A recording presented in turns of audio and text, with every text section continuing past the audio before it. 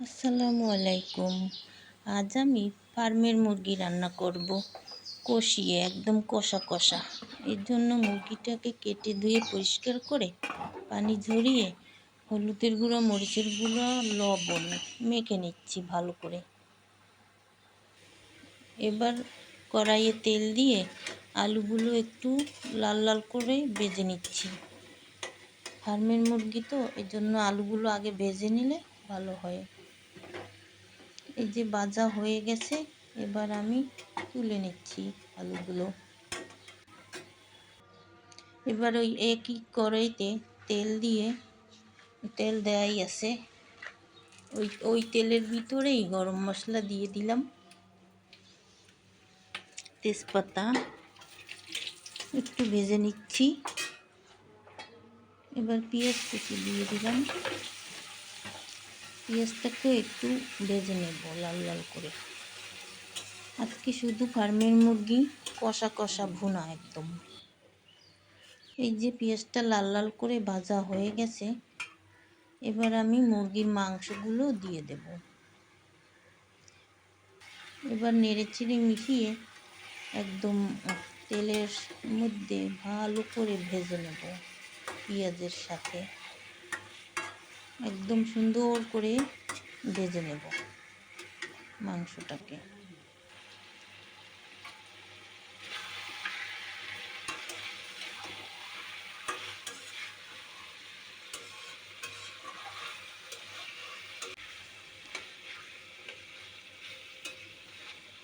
এই যে মাংসটা ভাজা হয়ে গেছে, এবার আমি এক এক করে সব উপকরণ মশলাপাতি দিয়ে দেব।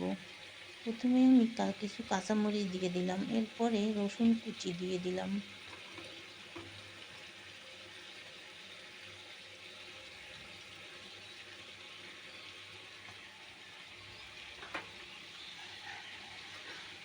এরপরে আরেকবার আমি ভালো করে ভেজে নেব রসুনটা দেওয়ার পরে আরেকবার ভেজে নেব।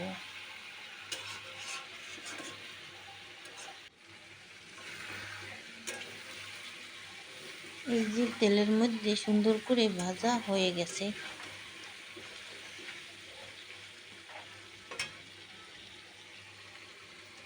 এবার আমি এই মশলাটুকু দিয়ে দেব, আদা রসুন বাটা আর পেঁয়াজ বাটা আর হলুদের গুঁড়া, মরিচের গুঁড়া আর একটা মাংসের মশলা দিয়ে দেব। এই যে পেঁয়াজ রসুন আদা বাটা দিয়ে দিলাম। এখন আর একবার কষিয়ে নেব মশলাটাকে।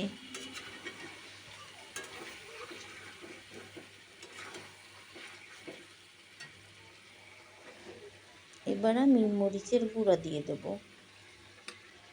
এরপরে হলুদের গুঁড়া দিয়ে দেব,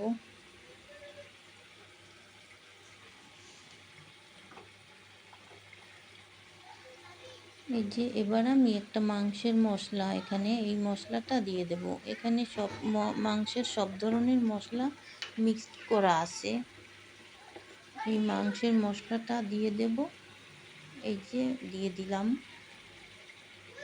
এই মাংসের মশলাটা দিলে আর ধনিয়ার গুঁড়া, জিরার গুঁড়া দেওয়া লাগে না, সব কিছু ওর ভিতর দেওয়াই আছে। এবার আমি ভালো করে নেড়েচেড়ে মিশিয়ে একদম কষিয়ে নেব আর একবার ভালো করে।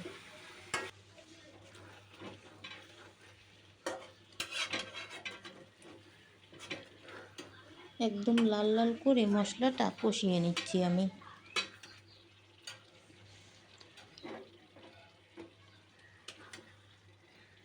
এই যে কষানো হয়ে গেছে, একদম তেল ছেড়ে দিয়েছে। এবার আমি আলুগুলো দিয়ে দেব।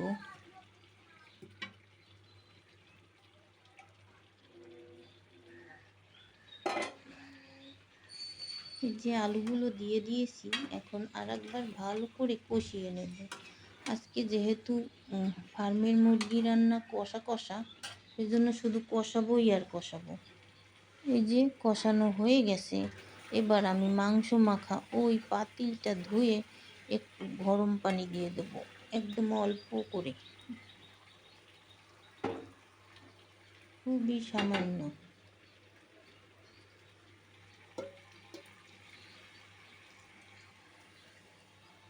এই যে পানিটা আমি দিয়ে দিলাম, এবার নেড়ে চেড়ে মিশিয়ে দেব।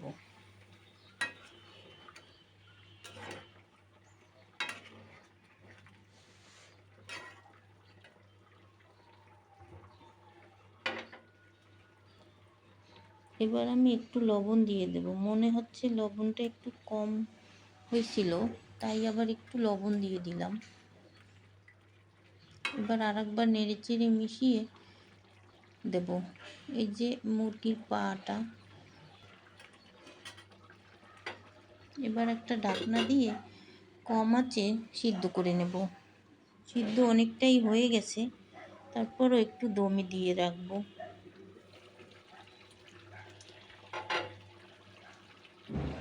এই যে আবার কয়েকটা কাঁচামরিচ দিয়ে দিলাম। এবার আরেকবার নেড়ে চেড়ে মিশিয়ে দেব।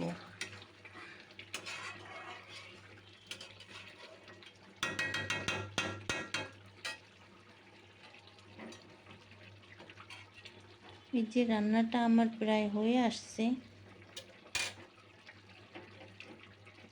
আর একটু ঝোল টানলেই রান্না কমপ্লিট হয়ে যাবে।